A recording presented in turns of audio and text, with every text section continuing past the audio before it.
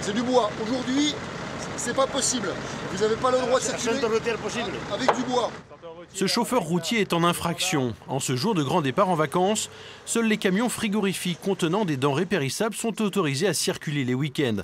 À cette première infraction, les gendarmes vont en découvrir d'autres, comme ce pneu lisse très usé. Un contrôleur du ministère des Transports va aussi en profiter pour vérifier d'autres données. Donc je vais télécharger 28 jours d'activité du conducteur. Et en quelques secondes apparaît alors une liste de transgressions au code de la route. Ça, c'est des embouteillages. Ce qui est intéressant, c'est que si je clique là, je vais avoir une vitesse à 105 km/h. Toutes les infractions sont visibles. Après, il faut les exploiter, mais toutes les infractions sont visibles, aussi bien les dépassements de la conduite, les repos.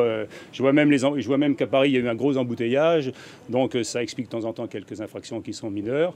Et les vitesses aussi, forcément, les vitesses se voient sans problème. Ce chauffeur va écoper d'une amende et son camion sera immobilisé sur un parking près de Vivonne. Opération communication pour les gendarmes qui appliquent l'une des dernières directives du ministère de l'Intérieur. Pendant 5 week-ends du 21 juillet au 18 août, les camions de plus de 7,5 tonnes ne peuvent circuler, mais l'information ne passe pas toujours au-delà des frontières. Le dimanche, je le sais, c'est normal. Mais aujourd'hui, aucun panneau sur la route. Je ne savais pas qu'on ne pouvait pas. Sinon, j'avais arrêté. J'allais pas rouler si je le savais. Ce matin, après plus de 2h30 de contrôle, sur 47 camions, 14 étaient en infraction. Une question se pose alors, est-ce que l'amende de 90 € est assez dissuasive ?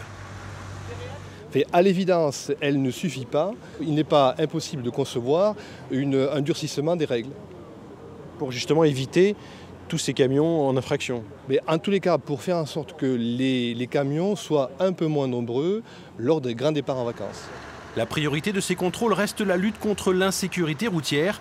En septembre 2011, 3 personnes ont trouvé la mort dans la Vienne sur l'autoroute A10. Un poids lourd était impliqué dans cet accident.